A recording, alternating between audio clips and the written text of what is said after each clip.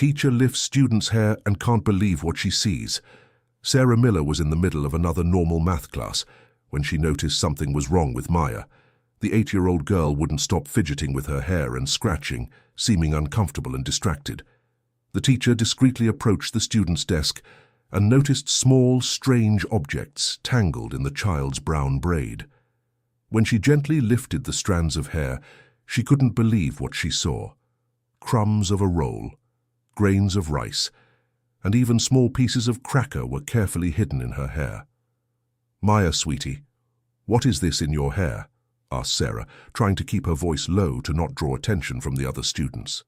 The girl immediately began to cry, covering her face with her small hands. Her tears fell like raindrops on the old wooden desk at St. Anthony Public School, located on the outskirts of Detroit. "Please, Miss Sarah, don't tell anyone," begged Maya between sobs. The teacher crouched beside the desk, her black-framed glasses reflecting the light coming through the classroom window. Wearing her favorite navy blue blazer, she tried to understand the situation without frightening the child further. "It's okay, sweetheart. You can tell me what's happening. I'm here to help you," said Sarah in the sweetest voice she could manage. Maya looked around, checking if the other 23 students in the class were paying attention. They all seemed focused on copying the exercises from the board, so she leaned toward the teacher. I saved the food in my hair to take home," murmured the girl, her voice almost inaudible. "To take home? Why, Maya?" Because there isn't much food at home, and Mommy gets sad when I say I'm hungry, so I eat a little of my snack here at school and hide the rest in my hair to take to her." Sarah's heart tightened. In her 15 years as a public school teacher, she had faced many difficult situations, but never anything like this. The desperate creativity of a child to help her family was both touching and disturbing. "How long have you been doing this, sweetie?" "Since Daddy left. It's been a while." The teacher noticed that Maya avoided giving details about when exactly her father had left. The girl seemed to carry a weight much heavier than her 8 years should bear. "And Mommy, where is she now?" "At home. She's been different since Daddy left for good. She doesn't leave the house anymore. She just stays in the bedroom sewing, but there's almost no work." Sarah felt a tightness in her chest. The situation was beginning to take shape in her mind, and it wasn't a pretty picture. During recess, she called Maya to talk privately in the teacher's lounge. The girl sat in the small chair Sarah had placed in front of her desk, swinging her legs that didn't reach the floor. Her brown eyes were red from crying, and she held tightly to the cloth doll she always carried in her backpack. "Maya, I need to better understand the situation at home. Can you tell me what a normal day is like for you?" The girl took a deep breath, as if preparing to tell a very heavy secret. "Mommy wakes up late, sometimes only after lunch. I wake up by myself, get ready, and come to school. When I get home, she's sewing or lying in bed. I make dinner for the two of us, but sometimes there's only very little." "And who taught you to cook?" "Grandma Rose, before she left too. She said I needed to learn because maybe I would have to take care of Mommy one day." Sarah took a tissue and offered it to Maya, who dried her tears carefully.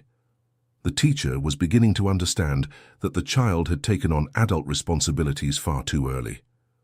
"Maya, do you know why your daddy left?" The little girl looked down, fidgeting with her small hands. For a long moment she was silent, as if deciding whether she could tell or not. They fought a lot, about money, about work. Daddy said Mommy didn't want to leave the house anymore, and Mommy would cry saying he didn't understand how she felt. One night he yelled very loudly and said he couldn't take it anymore. The next day when I woke up, his clothes weren't in the closet anymore. Dear listener, if you're enjoying the story, please take a moment to like and especially subscribe to the channel. It really helps us who are just starting out. Now continuing. Maya's revelation left Sarah even more concerned. The situation seemed to involve not just financial difficulties, but also serious emotional problems for the child's mother. As an experienced educator, she knew she needed to act, but she also knew she should be careful not to make things worse. "Maya, when was the last time your mother came to school or talked to any of the teachers?" "I don't remember," I think it was at the beginning of the year at the meeting, but she was very quiet and left quickly.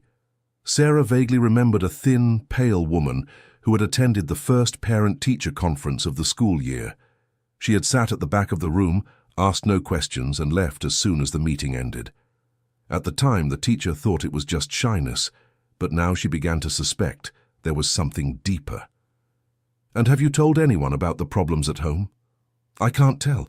Mommy said that if anyone finds out, strange people might come and take me away from her. She said it's our secret and that we need to stay together." Sarah's heart broke. Maya's mother was clearly facing serious problems, possibly depression, and was passing her fears on to her daughter. The child was being put in an impossible position, choosing between asking for help and protecting her mother. "Maya, listen, no one is going to separate you from your mother. Sometimes when families are going through hard times, there are people who can help, not to pull you apart, but to bring you closer and make you stronger." The girl looked at Sarah with a mixture of hope and fear in her eyes. It was obvious she wanted to believe the teacher, but she was also haunted by her mother's words. That afternoon, after all the students had left, Sarah stayed in her classroom thinking about the situation. She looked at the school's record book and checked the information about Maya. The address indicated a street in the Maple Valley neighborhood, a humble area but not the most needy in the city. She decided to talk first with the principal, Mrs. Elizabeth Thompson, a veteran educator of 62 who had been running the school for over a decade.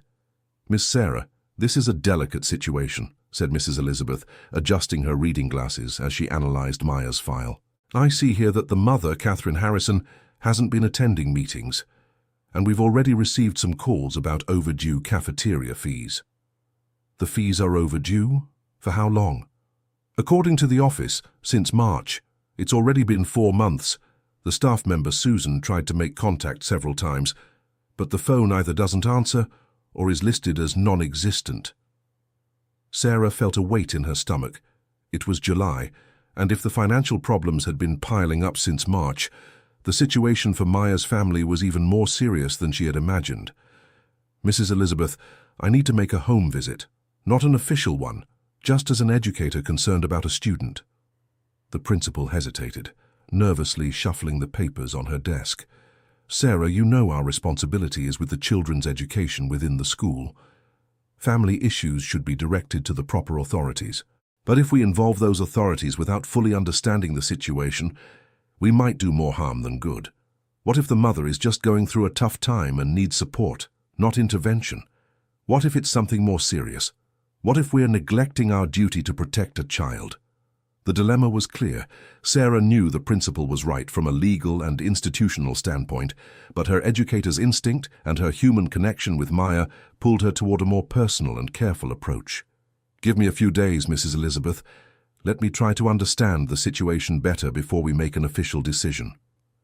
The principal nodded reluctantly, but made it clear she couldn't wait too long. The next morning, Sarah observed Maya more closely.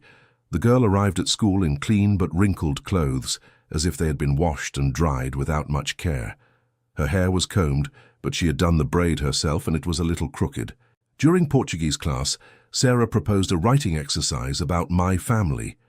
While the other children wrote happily about outings, birthday parties, and weekends with their parents, Maya spent a long time staring at the blank page. When she finally began to write, her words were few but revealing. "My family is me and my mum. We like to stay home together. My mum makes pretty clothes. I help her and she teaches me things. Sometimes it's quiet at home, but it's a good quiet because we're together." Sarah realized Maya was protecting her mother even in a simple school exercise. The child had learned to hide reality in a way that wouldn't harm the family, a skill too sophisticated for her age. During recess, she saw Maya sitting alone on the bench near the oak tree in the schoolyard, watching the other children play. When the teacher approached, the girl was sharing her snack of a roll with a younger classmate who had forgotten her lunch at home. "Maya, you don't have to share your food if you're hungry." "It's okay, Miss Sarah, I'm not very hungry today." But Sarah noticed how Maya looked at the roll she had given to the other child. It was obvious she was hungry, but her instinct to care for others was overriding her own needs. Later, during science class, Maya asked if she could go to the bathroom. She took longer than usual to return, and when she came back, Sarah noticed her hair was slightly messy, as if she had fiddled with the braid. At the end of the day, as the students were packing their backpacks, Sarah discreetly called Maya over. "Can I check your hair again, sweetie?" The girl hesitated, but eventually agreed. Sarah carefully lifted the braid and found small pieces of cracker that had been offered during the afternoon snack. "Maya, I know you said I didn't need to, but Mommy will be happy if I bring something for her. She's hardly eaten for days." That revelation hit Sarah like a punch to the stomach. The situation was more critical than she had imagined. If the mother hadn't been eating properly for days, the depression or other mental health issue was at a dangerous stage. "Maya, I need you to give me your exact home address. I need to speak with your mother. She doesn't like it when strangers come over." "I'm not a stranger. I'm your teacher, and teachers care about their students and their families." The girl scribbled the address on a piece of paper. Camellia Street, number 147, Maple Valley. That afternoon, after classes, Sarah drove her white Ford Fiesta through the streets of the Maple Valley neighborhood. It was an area of simple houses, but most were well kept, with small front gardens and clothes drying on the line. When she reached number 147, however, the scene was different. Maya's house was a modest two-story building, painted light blue, but the front garden was abandoned. The plants were dry, mail had piled up in the mailbox, and the curtains in every room were closed. Sarah knocked on the door several times, but there was no answer. She tried calling out, "Mrs. Catherine, it's the teacher, Sarah, from Maya's school. I'd really like to speak with you." After a few minutes, she heard a faint voice from inside the house. "We don't need anything, thank you. Everything is fine here. Mrs. Catherine, I just want to talk for a few minutes about Maya. She's a special student and... Is she having trouble at school?" The voice sounded louder, filled with anxiety. "No, she's not having trouble. On the contrary, she's a wonderful girl. I'd just like to get to know her family better." There was a long silence. Sarah was about to knock again when she heard footsteps approaching. The door opened just enough to show a woman's eye and part of her face. Catherine Harrison appeared to be in her early 30s, but looked much older. Her brown hair was unkempt. She wore a faded nightgown and there were deep, dark circles under her eyes. More striking still, she was visibly thinner, her cheekbones prominent in an unhealthy way. "Maya, is she doing well at school?" asked Catherine, her voice trembling. "She's an excellent student, very smart and kind, but I've noticed she's going through a difficult time, and as her teacher, I'm concerned about my students' well-being." "We're fine. Just going through a rough patch, but everything is under control." Sarah could see that things were definitely not under control, but she also sensed that pushing too hard might make Catherine shut down completely. "Mrs. Catherine, if you need anything at all, the school is here to help. We have family support programs and—" "No, it's not necessary." "Thank you, but it's not necessary." The door closed quickly. Sarah stood in front of the house for a few minutes, feeling a mix of frustration and worry. As she was returning to her car, an elderly lady approached the gate of the neighboring house. "Excuse me for intruding, but are you the teacher of Catherine's girl?" "Yes, I'm Maya's teacher. You are?" "I'm Mrs. Martha. I've lived next door for 20 years. I've known Catherine since she moved here with her husband and Maya when she was just a baby." The woman, who must have been around 70, looked toward Catherine's house with a worried expression. "Teacher, can I tell you something? I'm very worried about them." "Of course, Mrs. Martha. Any information that can help me understand the situation?" "Well, Daniel, Catherine's husband was a good, hard-working man. But in the last few months before he left, I heard arguments almost every night. It seemed they were going through serious financial difficulties." "And when did he leave?" "About 4 months ago. It was a terrible fight, teacher. I heard him yelling that he couldn't take it anymore, that Catherine had changed completely and didn't even want to look for work outside the home." Mrs. Martha looked around to make sure no one else was listening. "Since he left, teacher, I hardly ever see Catherine leave the house. Sometimes I see Maya playing alone in the backyard. But the mother seems to have disappeared from the world. Have you tried talking to her?" I tried several times in the beginning. I brought food, offered help, but she always said everything was fine and closed the door. Sarah sometimes came here to my backyard and I'd give her a cracker and juice, poor thing. And recently? Teacher, I haven't seen Catherine in almost 2 weeks. And Sarah, the girl seems to have turned into an adult overnight. I see her hanging laundry on the line, carrying grocery bags. An 8-year-old child shouldn't be doing that alone. Mrs. Martha's information confirmed and expanded Ms. Sarah's suspicions. The situation was even more critical than she had thought. Mrs. Martha, do you know of any close relatives of the family?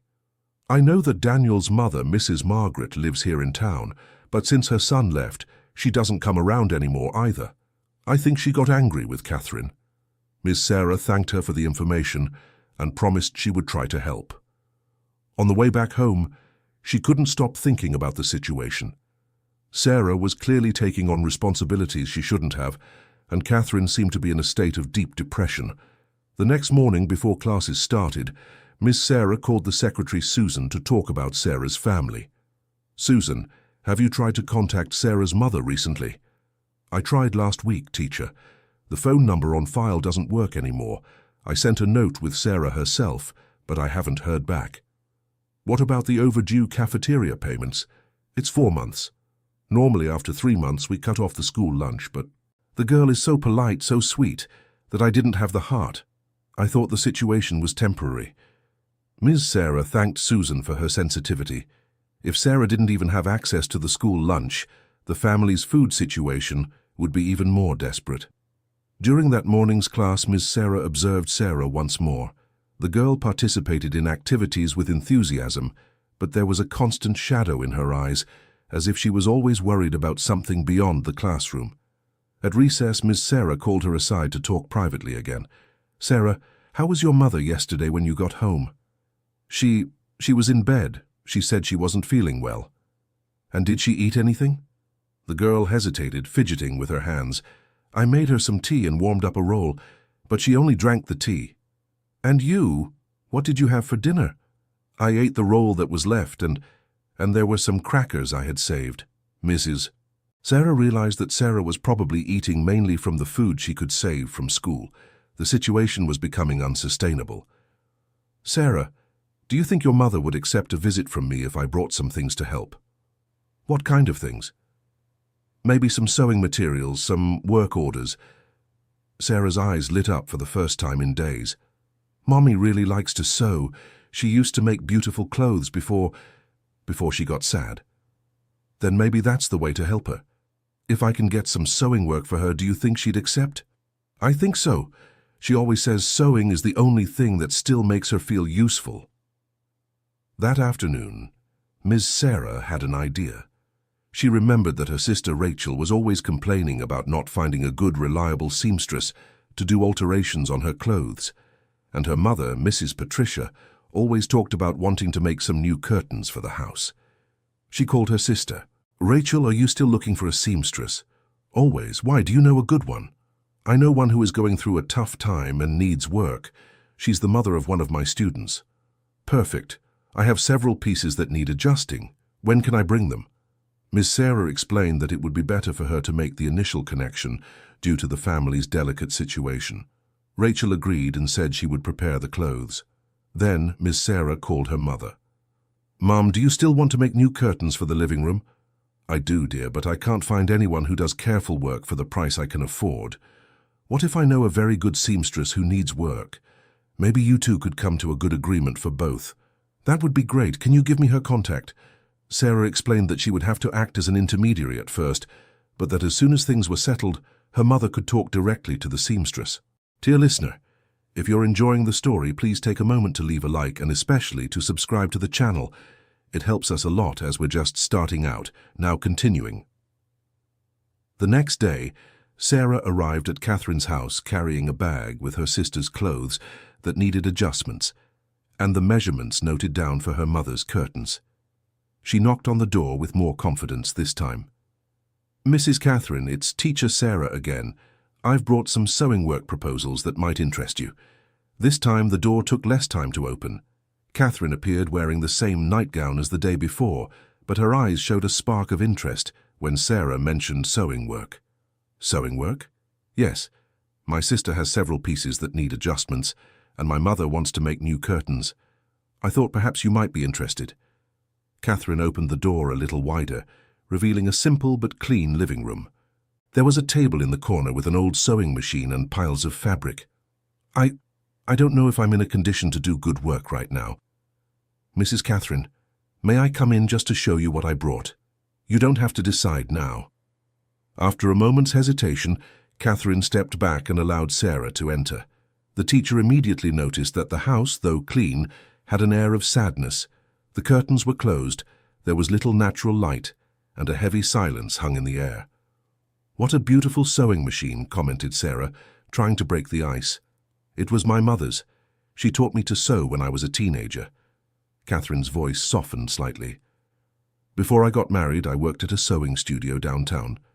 And why did you stop?" "When Maya was born, Daniel thought it was better for me to stay home and take care of her. Later, I started doing some work from home, but lately it's been very hard to get clients." Sarah showed the clothes she had brought and explained what needed to be done. She saw Catherine's eyes examine the fabrics and seams with professional knowledge. "These are good quality pieces," murmured Catherine, touching a silk blouse. "Good work can be done on them. How much would you charge for these adjustments?" Catherine hesitated, as if she hadn't done this kind of calculation in a long time. "I don't know the current prices. It's been a while since I worked for outsiders. How about if I talk to my sister and see what she usually pays? Then you can decide whether to accept or not." For a moment, Catherine seemed more animated than Sarah had seen since meeting her, but soon her expression grew somber again. "Teacher, I appreciate the intention, but I haven't been very well lately. I'm afraid of doing a bad job and disappointing people." "Mrs. Catherine, may I ask a personal question?" Catherine nodded, though she seemed tense. "Have you been feeling very sad for a long time?" Catherine's eyes filled with tears and she nodded slowly. "Ever since Daniel left? Actually, even before that. I feel like I'm in a fog. I wake up in the morning and don't see the point in anything.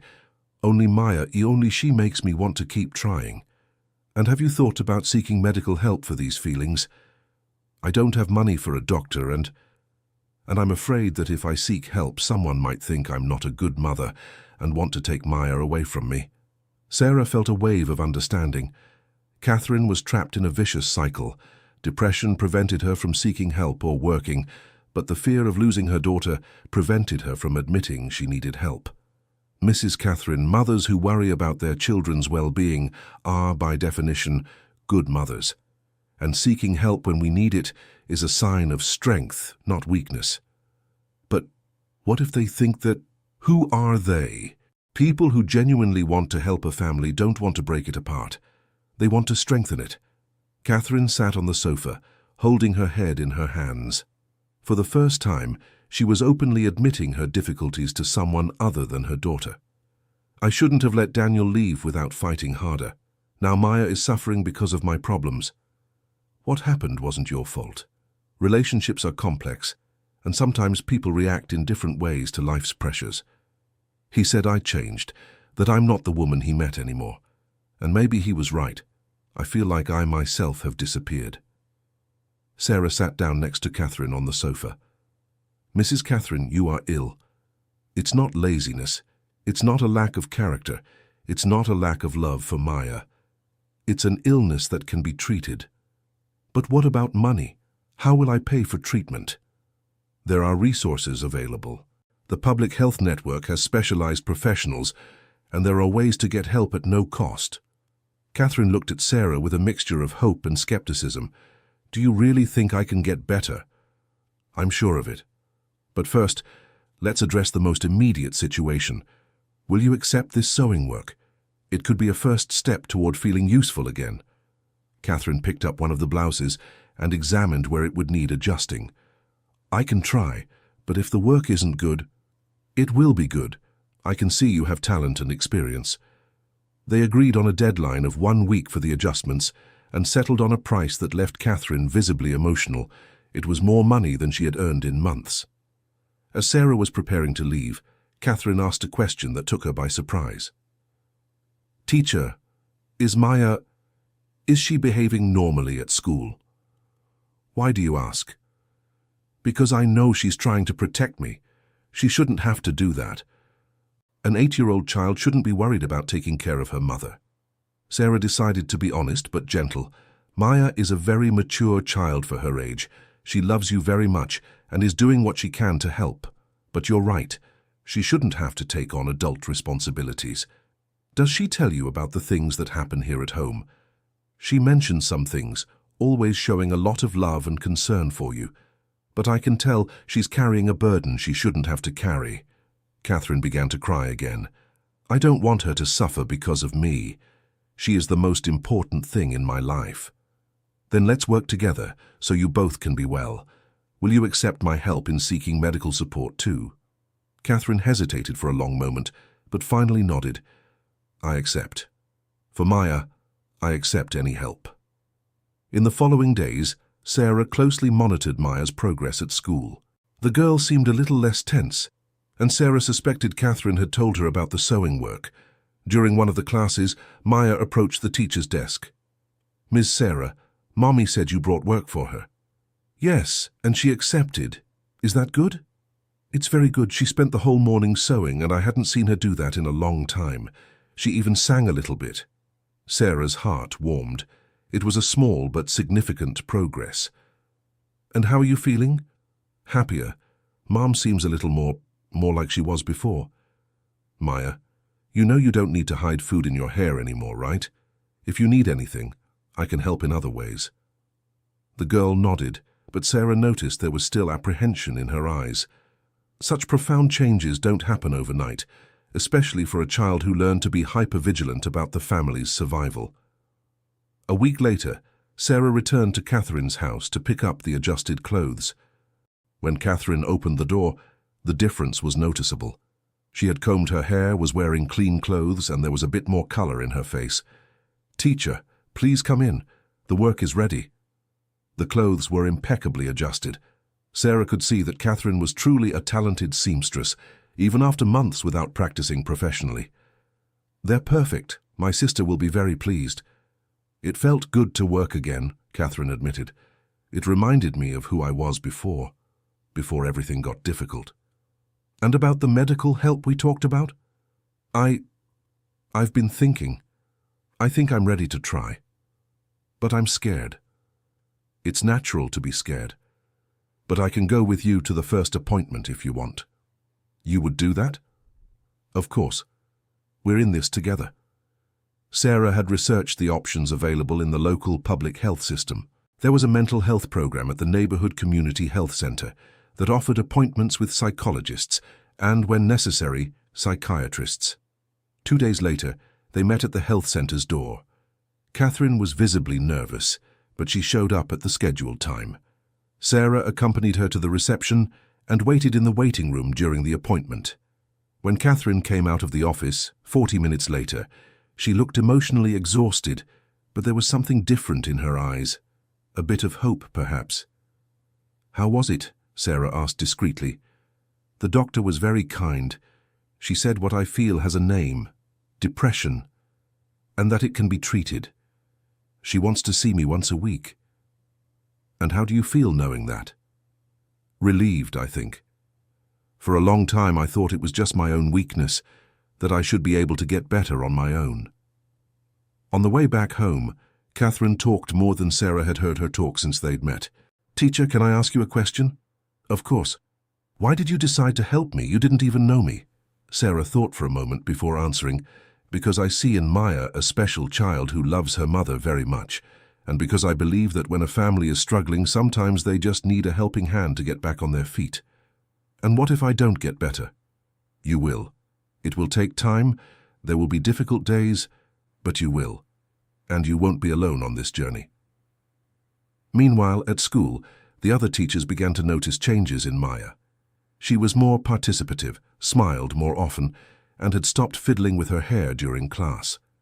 During a staff meeting, the physical education teacher, Rachel Foster, commented, Maya Harrison has been very different lately, more cheerful, more present. Sarah just smiled, without revealing the details of the family situation. Privacy was crucial for Maya to feel safe at school. 2 weeks after Catherine's first appointments, Sarah received an unexpected call. It was Catherine.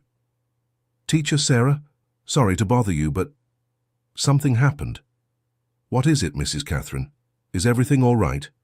"Yes, but Mrs. Martha, my neighbor, told other people about the sewing work I did, and now I have 2 other people wanting to order services." "That's wonderful. But I'm afraid to accept too many jobs and not be able to handle them, or to disappoint people. How about we start slow, accept 1 job at a time, and when you feel confident, you can accept more. Do you think I can manage to build a clientele again? I'm sure you can. You have talent, and now you're taking care of yourself emotionally too. It's a combination that will work out."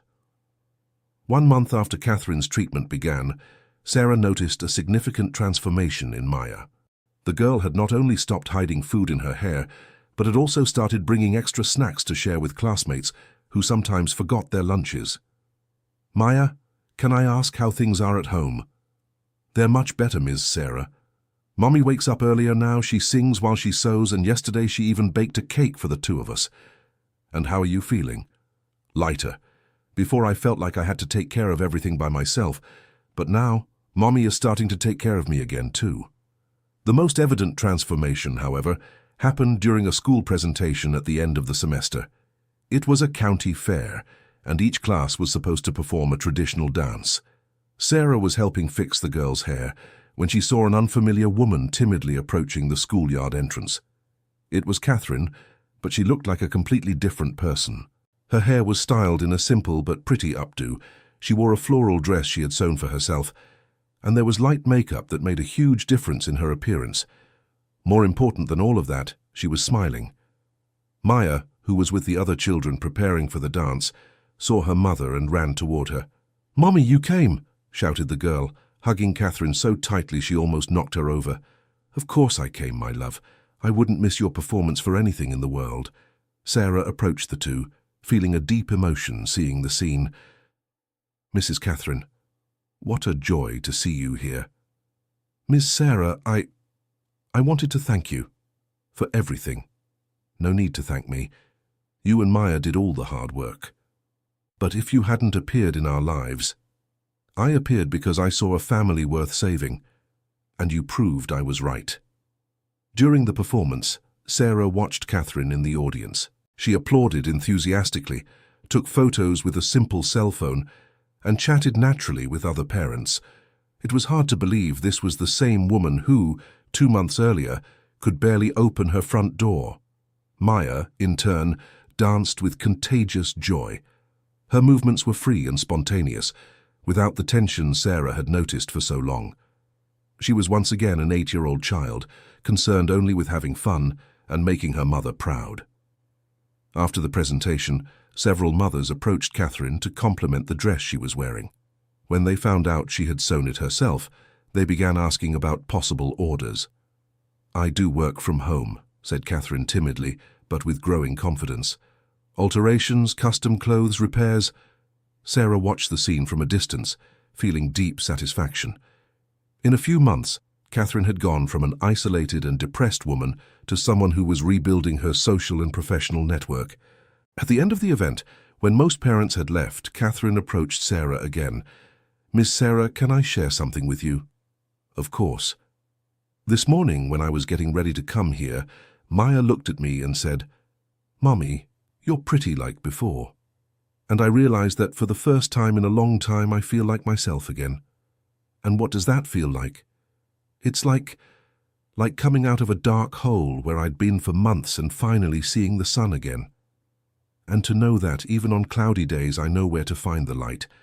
Sarah hugged Catherine, feeling that her decision to follow her heart instead of just bureaucratic protocols had been the right choice. 3 months later, at the start of the new school year, Sarah received a surprise. Maya was no longer in her class, as she had moved up to the next grade, but the girl appeared in her room during recess. "Miss Sarah, Mommy sent this for you," said Maya, handing over a package wrapped in colorful paper. Sarah opened the gift and found a hand-embroidered cushion with the phrase, "Gratitude is a form of love that multiplies when it is shared." Along with the cushion, there was a handwritten letter. "Dear Ms. Sarah, today marks 6 months since you first knocked on my door. That day I was so lost in the darkness, I couldn't even imagine a future for myself and for Maya. You didn't just help me find work and medical treatment. You gave me back hope. You showed me that being a mother doesn't mean being perfect, but being able to ask for help when we need it and to fight for our children. Today, I have a small sewing clientele that grows every month. I attend regular counseling and have learned techniques to deal with difficult moments. More importantly, Maya has become a child again. She told me she used to hide food in her hair to bring to me. Miss Sarah, when I learned that, I cried for hours.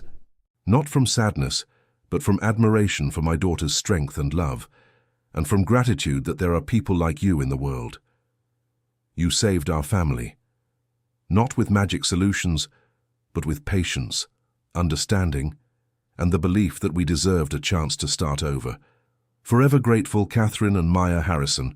Sarah felt tears in her eyes as she finished reading the letter. She looked at Maya, who was waiting anxiously for her reaction. "Is your mother well?"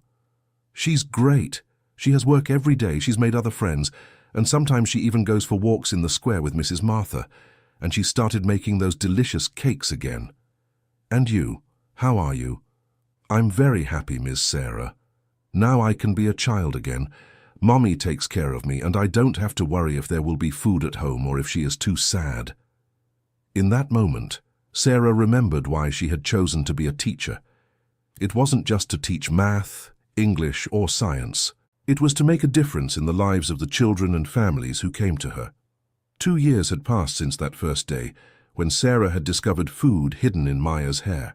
The girl was now in 5th grade, a confident and cheerful child who continued to visit Sarah regularly to tell her about her adventures at school and at home. Catherine had become a respected seamstress in the neighborhood, with a loyal clientele and even some partnerships with local shops.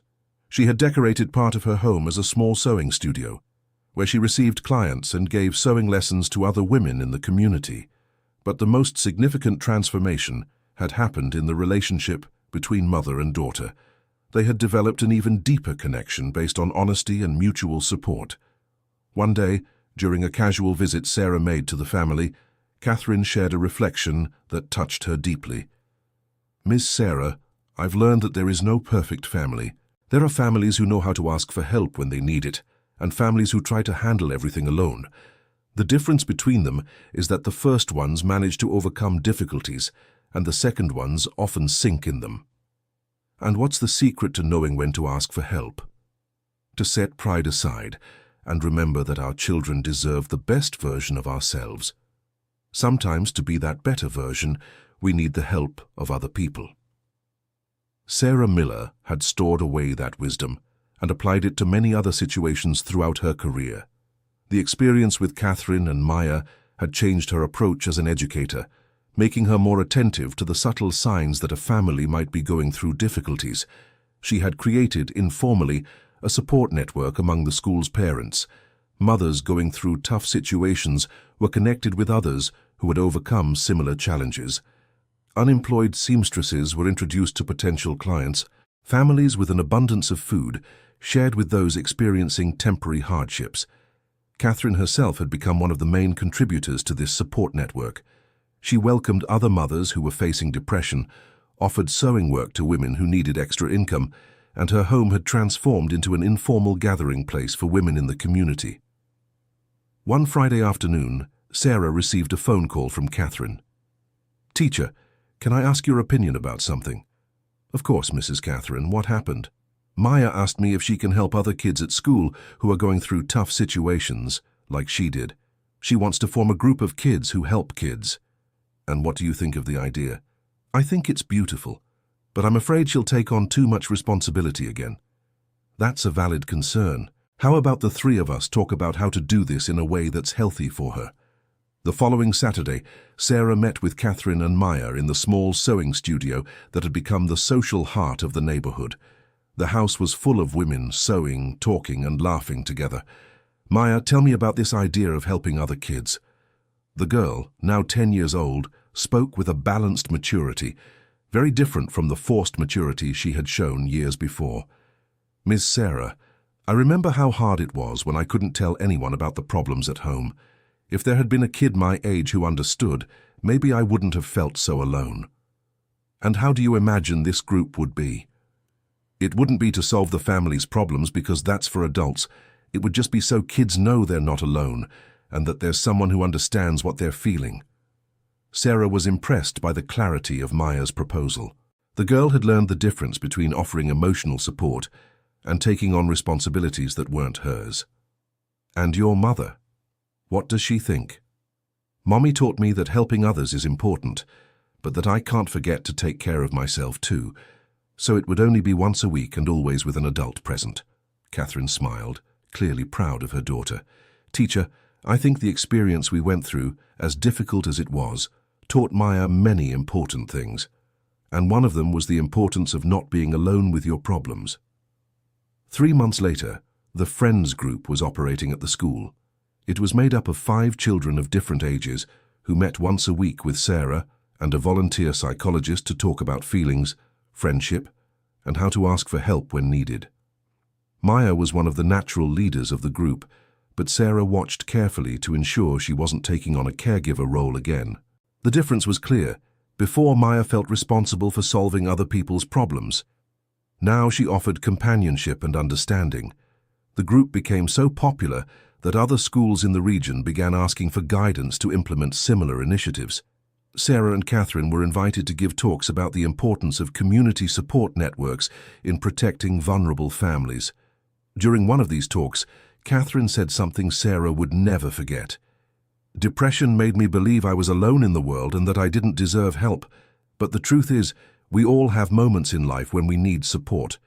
The difference between emerging stronger or broken from these moments lies in our ability to accept and offer help." The talk was for a group of teachers and mental health professionals. Sarah observed how Catherine and Maya's story moved the audience. Several people approached afterward to share their own experiences and ask for advice on how to help families in similar situations. A teacher from a rural school commented, "I have several students who show signs that they may be taking on too many responsibilities at home, but I'm always unsure how to approach the situation without causing more problems for the family." Catherine responded, "What helped me was realizing that Ms. Sarah wasn't trying to judge our family or take my daughter away from me. She was offering a partnership. When a family is in crisis, what they need most is someone who believes they can recover." Sarah added, "It's important to remember that often families want to ask for help, but they don't know how or are afraid of the consequences. Our role as educators is to create an environment where they feel safe to share their difficulties." 5 years had passed since the day Sarah had discovered food in Maya's hair. The girl was now in high school, a bright and confident teenager who maintained excellent grades and participated in several extracurricular activities. Catherine had expanded her business and now employed 3 other women in her sewing studio. She had also become a reference in the neighborhood for mothers going through difficulties, offering not only work but also emotional support and connections with mental health professionals. The relationship between mother and daughter had become a model of resilience and love for the entire community. They faced other challenges over the years, occasional financial pressures, health problems with Maya's grandmother, typical adolescent changes, but always with each other's support and the network of people they had built around them.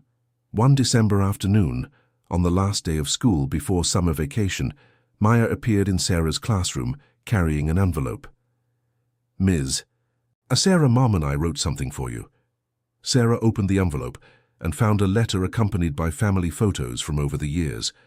The images showed a remarkable transformation, from the first photo, where Catherine looked thin and sad, to the most recent ones, where mother and daughter appeared smiling at various family and community events.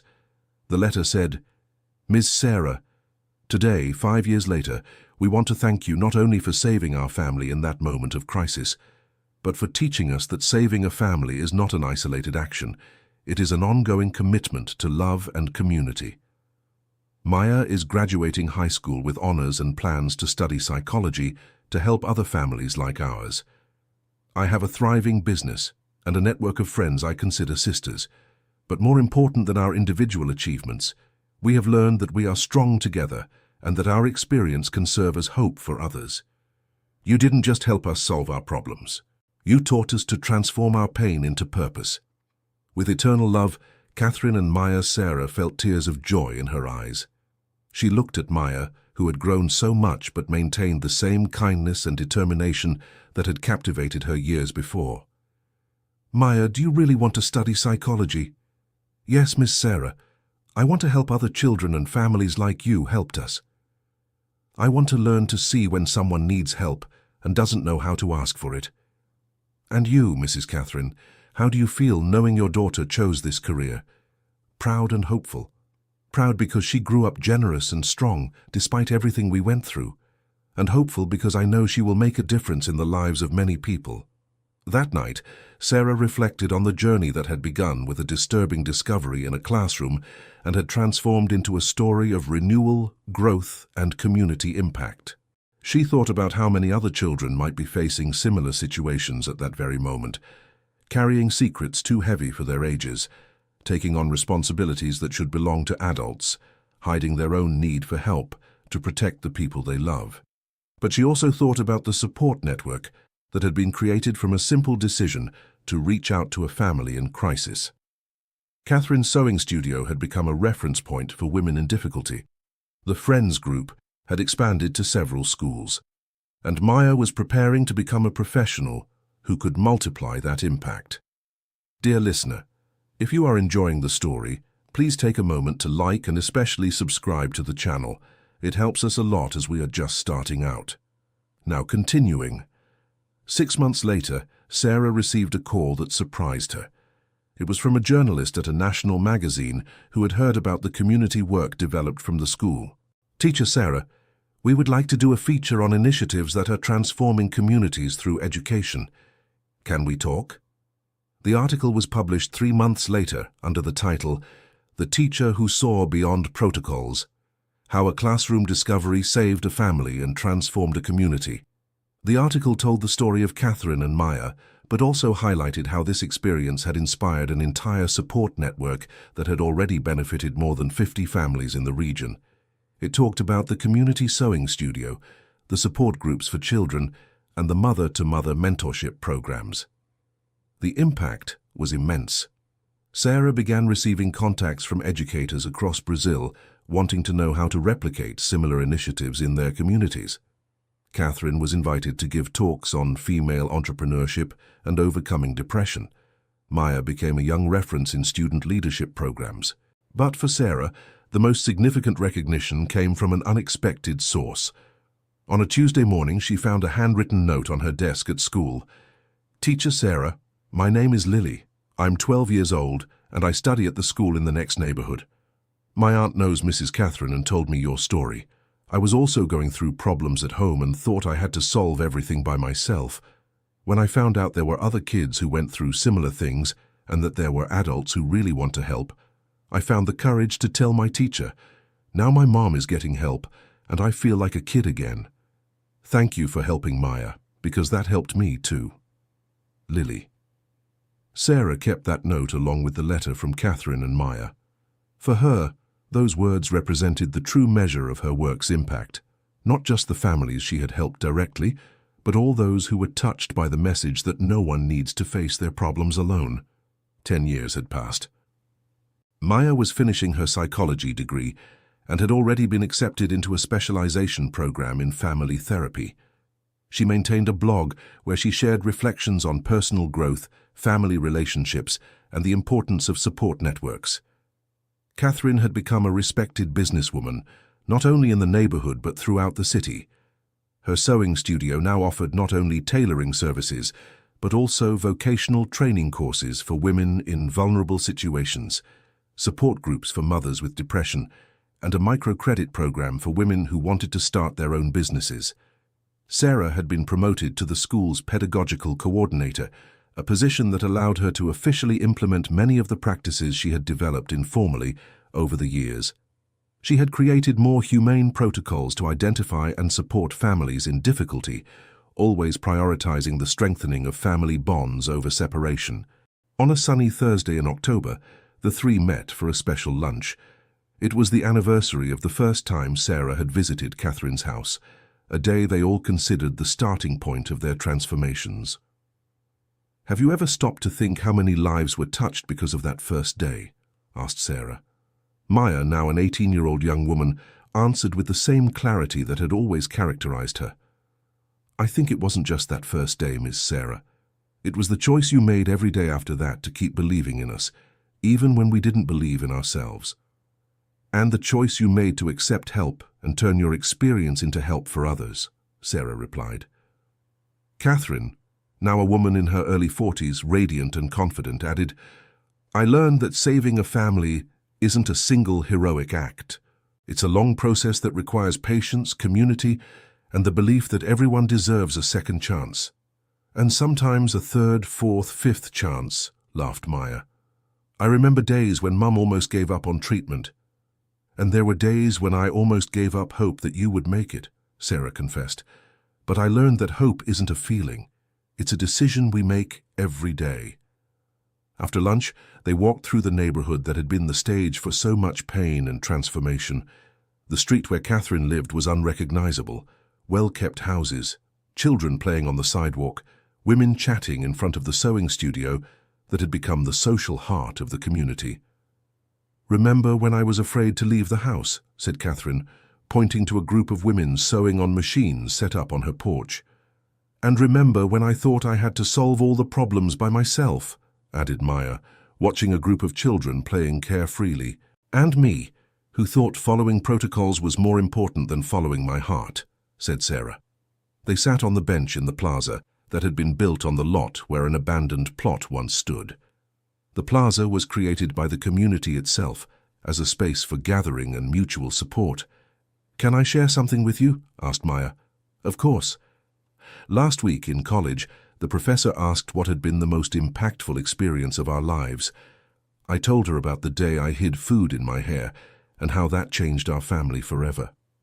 "And what was the class's reaction?" "Several classmates approached me afterward to say they had also gone through difficult situations in childhood. And one classmate said she had a teacher who made a similar difference in her life," Sarah smiled. "That reminds me we are not unique. There are teachers, neighbors, friends making a difference in families' lives every day, often unaware of the impact they are causing. And there are families helping each other, creating support networks, turning their pain into purpose," added Catherine. As the sun began to set, they were preparing to say goodbye when Maya asked a question that took the other two by surprise. "Do you think if we hadn't gone through that difficult experience, we would have become the people we are today?" Catherine thought for a moment before answering. "I would have preferred to learn those lessons in a less painful way, but I can't deny that the experience taught me things about myself, about relationships, about community, that I might never have discovered otherwise. And I learned that education goes far beyond the classroom," said Sarah. "Sometimes the most important lesson we can teach is that nobody needs to face their problems alone." "For me," said Maya, "the most important thing was learning that it's possible to transform suffering into wisdom, and wisdom into service. Our pain was not in vain if we can use our experience to help other people." At that moment, Sarah realized that the story, which had begun with a disturbing discovery in a classroom, had transformed into something much larger, an example of how love, patience, and community can transform not just a family, but an entire network of people. She thought of the hundreds of letters she had received over the years from other educators who had been inspired by the story to approach similar situations in their own schools. She thought of the dozens of families that had been supported by Catherine's sewing studio and by the community programs that had been born from that experience. But above all, she thought of the 8-year-old girl who had hidden food in her hair out of love for her mother, and of the confident, determined young woman that girl had become. She thought of the mother who had lost hope, and of the businesswoman and community leader she had transformed into. As they said goodbye that night, the three women knew their lives would remain forever intertwined, not just by the experience they had shared, but by the ongoing commitment to use that experience to make a difference in the lives of others. 2 weeks later, Sarah received a special invitation. Maya had been accepted to present a paper on family resilience and community support networks at a national psychology conference. She wanted Sarah and Catherine to be present for the presentation. On the day of the conference, Sarah sat in the audience watching Maya speak with confidence and knowledge about topics she had experienced firsthand. The young woman spoke about the importance of identifying children who are taking on excessive responsibilities, about how to approach families in crisis without judgment, and about the fundamental role of support networks in family recovery. During the presentation, Maya showed pictures of Catherine's sewing studio, of the support groups at school, of the community activities that had been developed. But the image that impacted the audience the most was a simple photo, a young Maya smiling next to Catherine at a school fair, both radiant and healthy. "This photo was taken 2 years after my mother started treatment for depression," said Maya. "For me, it represents proof that families can recover when they receive the right kind of support." After the presentation, several professionals approached to ask questions and share their own experiences. A psychologist from São Paulo commented, "Your story made me completely rethink my approach with families in crisis. I always focused on individual problems, but now I see the importance of strengthening family and community connections." A teacher from Minas Gerais said, "I have several students who show signs similar to those your mother and you displayed. I will take your suggestions back to my school." That night in the hotel where they were staying, the 3 women talked late into the night about the day's developments. "Maya, did you notice how your story touched people?" asked Sarah. "I did, and it made me understand that our experience can really make a difference in other families' lives, not just by telling the story, but by applying what we learned in future work." "And what's your plan now?" asked Catherine. "I want to specialize in family therapy with a focus on socio-economic crisis situations, and I also want to work on training educators to identify and support vulnerable families." Sarah felt proud seeing how Maya had transformed a traumatic experience into a clear and meaningful professional mission. "And you, Mrs. Catherine, how do you feel seeing your daughter follow this path?" "Proud, but also responsible. Sometimes I wonder if she didn't choose this career because of what we went through, and if that's fair to her." "Mom," interrupted Maya, "my choice isn't because of what we went through. It's because of what we learned. The difference is huge." Catherine smiled, understanding the distinction. "You're right, and maybe that's exactly what the world needs. Professionals who understand in practice what it means to go through family hardships and recover." 6 months after the conference presentation, Maya was invited to intern in a pilot project by the city of São Paulo that aimed to create an integrated support network between schools, health centers, and community organizations to identify and support families in vulnerable situations. The project had been inspired in part by the model that had developed naturally in Maya and Catherine's community. The public administrators wanted to understand how to replicate on a large scale the humane and effective approach that had transformed not just one family, but an entire community. Sarah was invited to be a consultant for the project, helping to develop training protocols for educators. Catherine was invited to lead workshops on social entrepreneurship and solidarity economics. During one of the project's first meetings, Sarah presented the principles that had guided her approach over the years. First, never assume you fully understand a family's situation without listening to them attentively and with empathy. Second, always work to strengthen family bonds, not to separate them. Third, remember that every family has resources and potential that can be activated with the right support. Fourth, build support networks, not dependency. The goal is to make families stronger and independent, not perpetually assisted. Fifth, be patient. Real transformations take time, and there will be setbacks along the way. The project was implemented in 10 schools on the outskirts of São Paulo, serving approximately 3,000 families. In 1 year, the results were impressive. A 40% reduction in school dropout cases, a 60% increase in parent participation in school activities, and the creation of 15 community support networks, similar to the one that had emerged in Catherine's neighborhood. More important than the numbers, however, were the individual stories. Sarah regularly received reports about families who had been helped by the project, mothers who had overcome depression, children who had returned to performing adequately in school, communities that had organized to solve collective problems. A year and a half after the project began, Sarah received a call that moved her deeply. It was from a pedagogical coordinator at one of the participating schools. "Miss Sarah, I need to tell you something. We had a situation here very similar to what you lived through with Maya." "How so?" "A 7-year-old girl, Camilla, was always scratching her head during class. When the teacher checked, she found small pieces of food hidden in her hair." Sarah's heart raced. It was as if history was repeating itself. "And what did you do?" "We followed exactly the protocol you developed. We spoke with the child carefully, visited the family, offered support instead of judgment. The mother was suffering from severe postpartum depression and had no one to help." "And what's the situation like now?" "The mother is in treatment.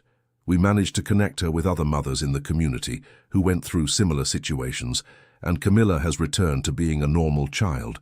But the most beautiful part is that Maya herself, when she learned of the situation, offered to talk to Camilla and help her understand she didn't need to carry the weight of her family's problems alone." Sarah felt tears in her eyes. The circle had closed. Maya was now helping other children going through the same experience she had lived. And Camilla, how did she react to the conversation with Maya?